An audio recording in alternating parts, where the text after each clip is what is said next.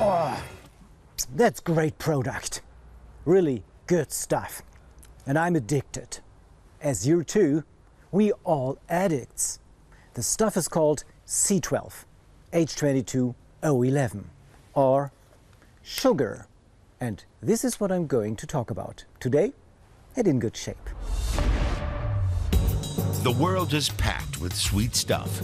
It's hard to believe, but 175 million tons of sugar are produced every year. The average Russian consumes 45 kilograms a year. In Thailand, the average is 51, and in Cuba, 70 kilos. Germans eat half as much, but 35 kilos a year are still 100 grams per day, the equivalent of 33 sugar cubes. That's because sugar is not only found in the obvious sweet stuff, but in all kinds of processed food.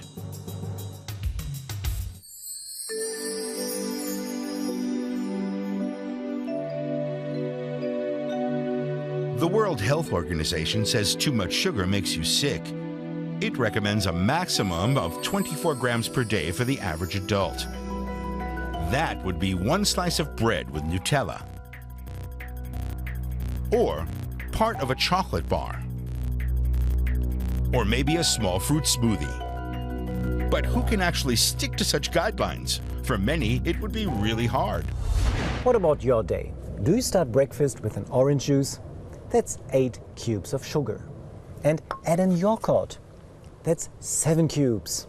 And what about an afternoon delight with a German or a Danish? That's 15 sugar cubes. That's a total of 30 sugar cubes. And remember, the World Health Organization recommends only 8. And what about soft drinks? Naughty and not nice. Fizzy soft drinks and other sugar-packed beverages. Statistically, Germans drink an average 84 liters of them every year, young people even more. And that's far too much.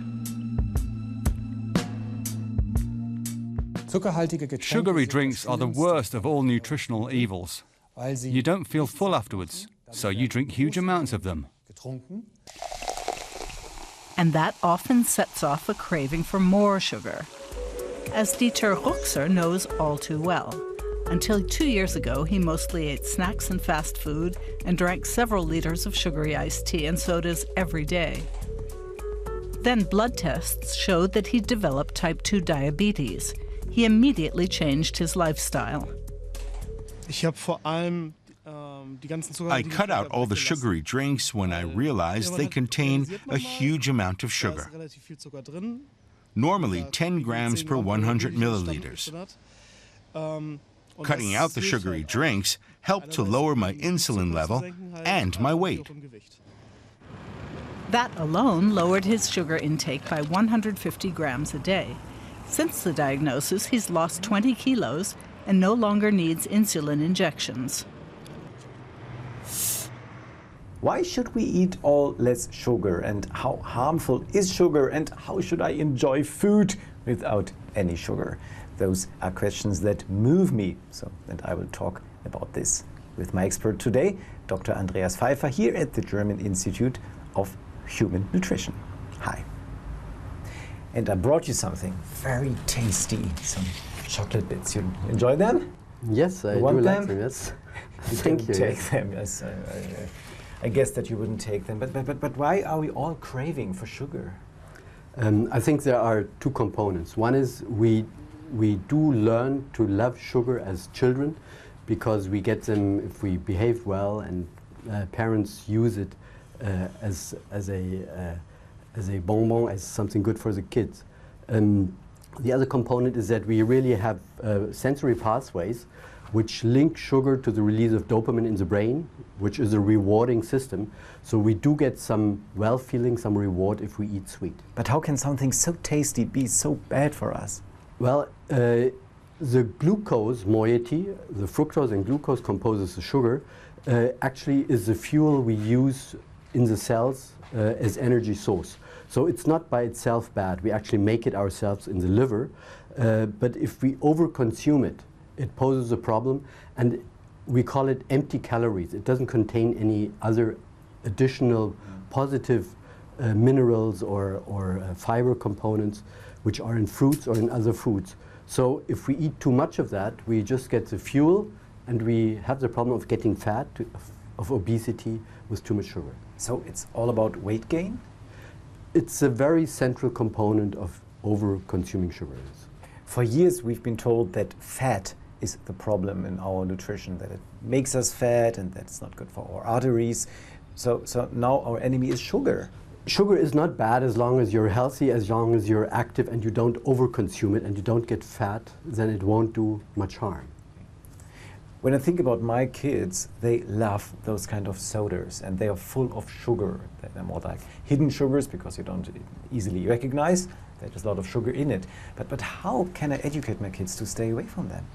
Well, I think one component would be just not to condition them to get sweet drinks all the time. So at home it shouldn't be the standard drink. But are they as harmful as those chocolate treats? They are harmful because they are mostly sugar, and if a relatively low-weight kid consumes a liter of lemonade, it gets a lot of sugar per kilogram. So children overconsume sugar much more rapidly than a big adult.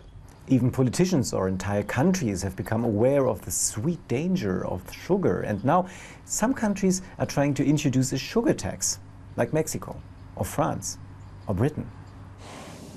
According to the new tax law in Britain, drinks with more than 5 grams of sugar per 100 milliliters are subject to a charge of 18 pence or 21 euro cents per liter. Over 8 grams, the tax is 28 cents. Most producers immediately cut the sugar content of their drinks. The results from Britain showed that even ahead of the new sugar tax, producers voluntarily altered their ingredients to get sugar down to the kinds of levels we like to see. So this is evidently a very sensible measure that has to be implemented elsewhere too. Even if a sugar tax doesn't solve the problem completely, it would at least be a good start.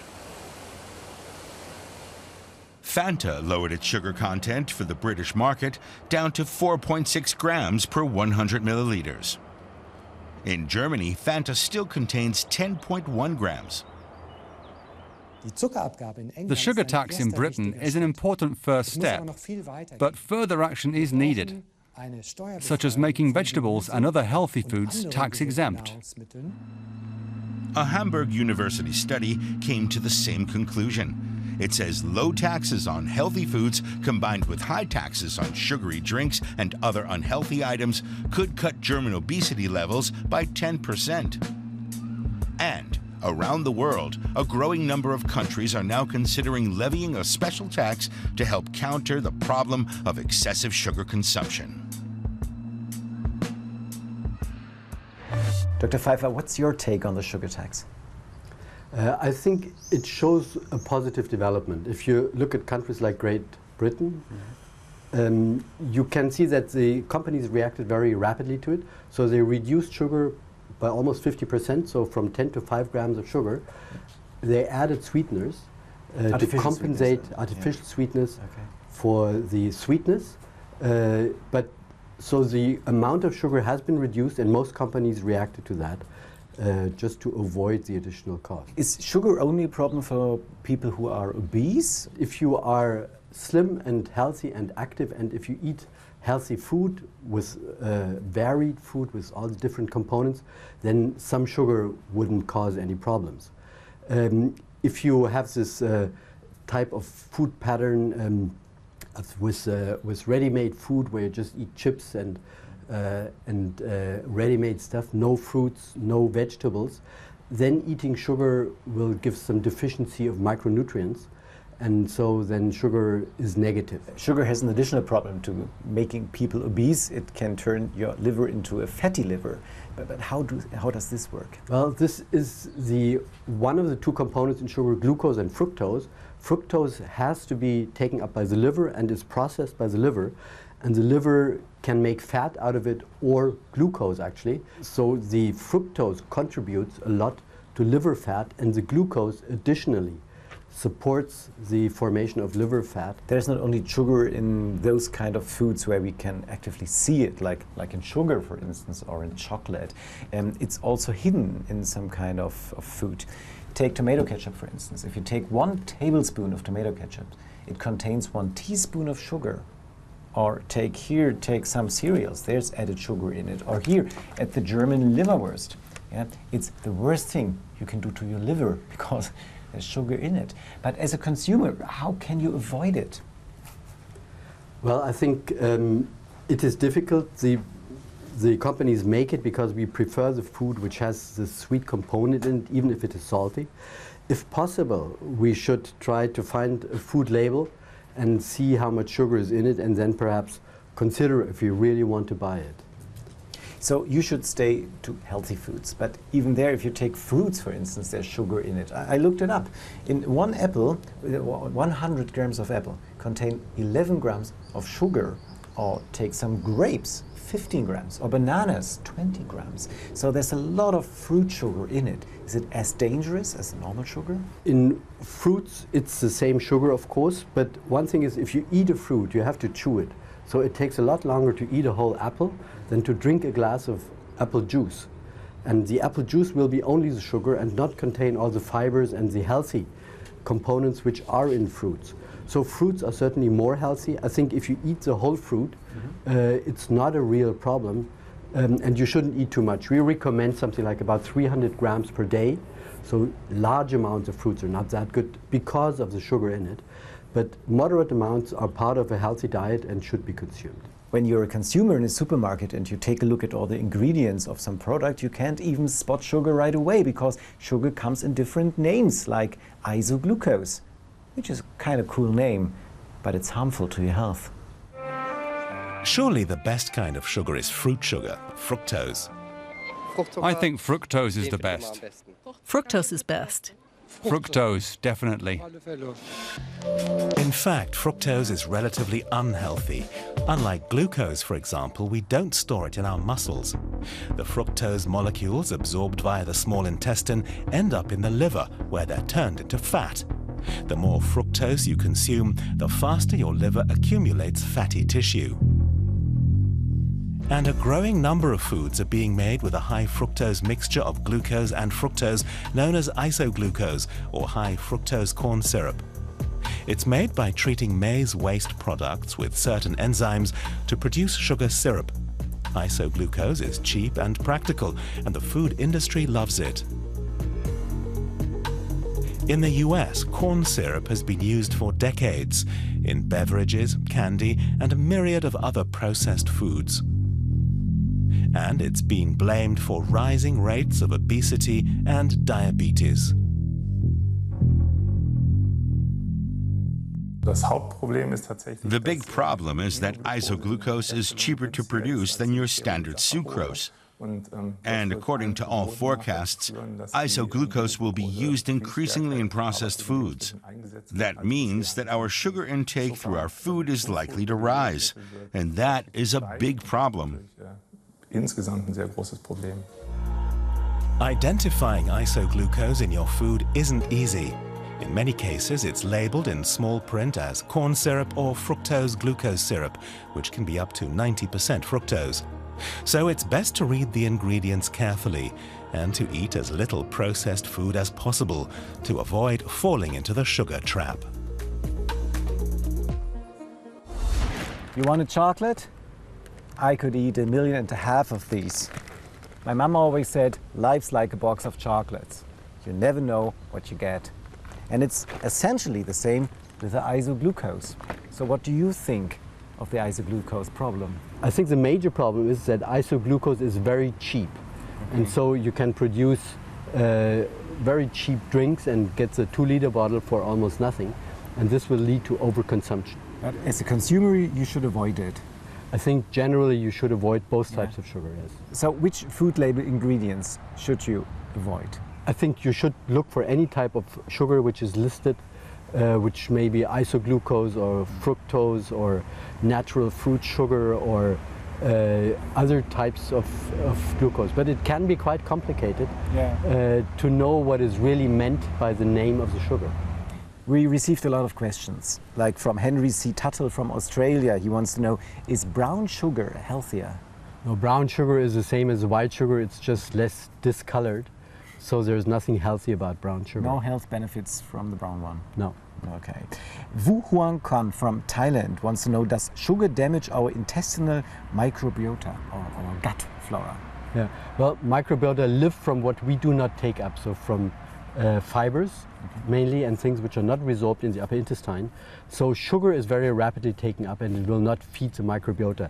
So sugar will not damage microbiota, but they get nothing to eat. So you have a reduction of the diversity, and a lot of diversity is good.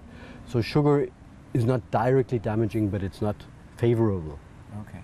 Estefani from Uruguay wants to know, does sugar harm our immune system? Well, the immune system needs a lot of energy. So if you eat much energy, your immune system is actually driven up. This is more disadvantageous in our culture, and obese people, for instance, have a subclinical inflammation, we say, which drives atherosclerosis and also diabetes and even cancer. So it's unfavorable to have too much immunity. I think in former times, when there was scarcity of food, this was an advantage. Okay. And if you do not have enough energy, you also economize the immune system, which can be good if you have a rheumatic disease or other inflammatory diseases. Okay. And Hakim Rami Shamoun wants to know, can sugar cause Alzheimer's? Well, sugar probably does not cause directly Alzheimer's disease, but it's closely related to obesity, overweight and inactivity. So if you get obese with sugar, it may promote Alzheimer's disease, but I don't think that there is a direct effect. If you're wondering why your question hasn't been answered, it's maybe because you didn't send it in the first place. But here's your chance. On one of our upcoming shows, we'll be looking at ways of preventing cancer. Can physical exercise and eating a healthy diet protect us from various forms of the disease?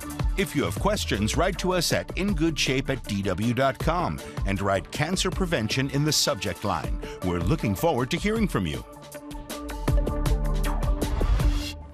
So sugar is harmful, and that's so sad because I love it, all those sweet, delicious things. So what should I eat? Are there any less harmful alternatives?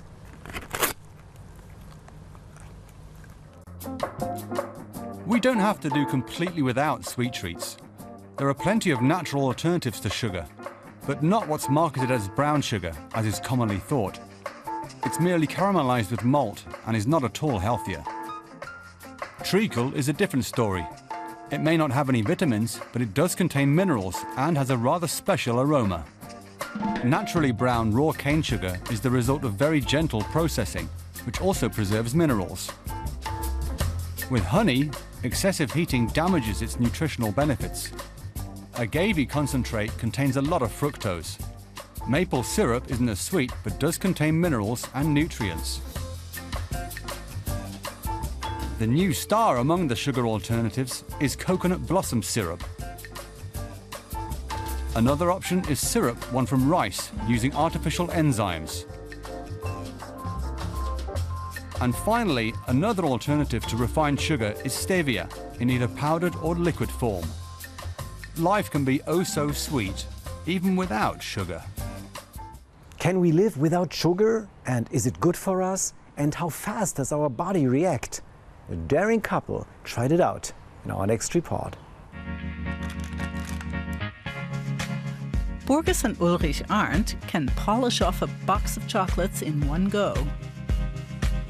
It has been known to happen. I close the lid from time to time, then I open it again, close it, open it, and suddenly the box is empty. But now the couple want to temporarily curb that craving for candy. They're limiting their consumption to the World Health Organization's daily recommended amount. 25 grams. Before starting their sugar fast, Borges and Ulrich underwent testing at Hamburg University's Medical Center to find out how well their bodies processed sugar. They each drank a solution containing 75 grams of pure glucose. Then they had their blood taken at 30-minute intervals, 6 times in total. The aim was to track how fast their blood sugar levels fell. 2 hours later, their levels were still over the limit. At first, Ulrich had had 99 milligrams per deciliter. After 2 hours, it was up to 169. Borges had 150 milligrams, also way too much. They both have particular difficulties when it comes to metabolizing sugar. It's a recognized precursor to diabetes. The good news is that their sugar fast will normalize their metabolisms. The test results only reinforced their resolve to say no to candy. Now they only eat food they prepare themselves and keep a record of their intake. The Day 9 menu, for instance, sees them eating an egg, open sandwiches, pickled herring with onion on brown bread, and vegetable soup. That's just 7 grams of added processed sugar. To be honest, I'm finding it difficult. You've always got to check how much sugar your groceries contain, and there's a range of foods where you would never have thought they'd have so much sugar. That includes foods like pickles, bread, cream cheese, salt sticks, and salad dressing. And also a load of so-called diet products. What they lack in fat, they make up for in more sugar. After surviving 2 weeks of sugar fasting, Borges and Ulrich received another 75-gram dose of glucose. What did the blood tests say this time? The blood sugar count wasn't any lower than it was before they embarked on their fast. But their insulin count was way down. You can see how at each point the values are slightly lower. So the overall level has moved downwards, just what you aimed for with the fast. A successful fast then, because it's healthy not to need much insulin. If you need a lot of insulin, the cells that produce it wear out and eventually you get diabetes. If you can get by with much less insulin, you won't get diabetes. Our human guinea pigs plan to keep their sugar intake down. They hope that'll enable them to avoid diabetes and its potential complications. What is the long-term benefit if we would all reduce carbohydrates? The idea is, of course, to eat healthy food and to reduce the intake of sugar and to eat a little bit less, because the problem of obesity is very prevalent.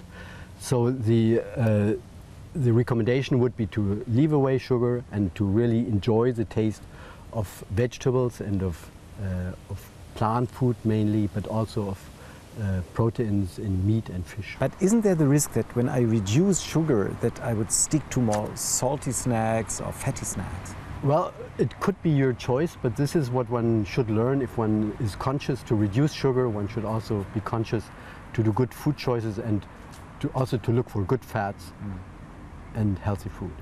It's always recommended that you should stick to complex carbohydrates. What does it mean?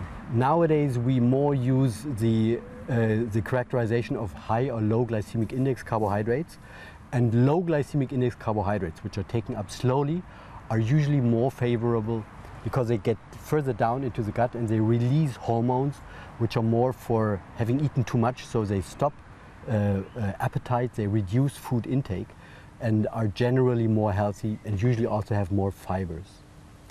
Could you altogether switch to artificial sweeteners? They are usually much more sweet than natural sugar, and you eat tiny amounts. And as long as you do that, you are on the safe side. You probably can induce craving for food, and people who eat artificial sweeteners are not slimmer. So they compensate with other food. So they're not a solution to the problem of obesity, and it's better to reduce the craving for sweet stuff. So to learn to taste really.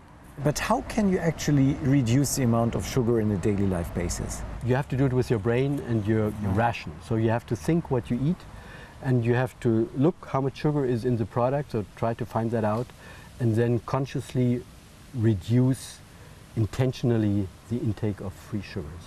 Okay, so and what about you? Do you sometimes crave for some great things like chocolate? Well, I think we all love sweet things, and the way to handle that is to, on the one hand, eat stuff you really like, not just the cheap chocolate which you get in the supermarket, but rather buy some expensive stuff which you really love, so you will eat less of it, and then really enjoy it. So like this great box of chocolates, you would like this? Certainly. Okay. Thanks for meeting me today. Thank you. Goodbye. And here comes your mission for next week. Don't eat any sugar. And then we see each other again in good shape. And I need some time alone right now.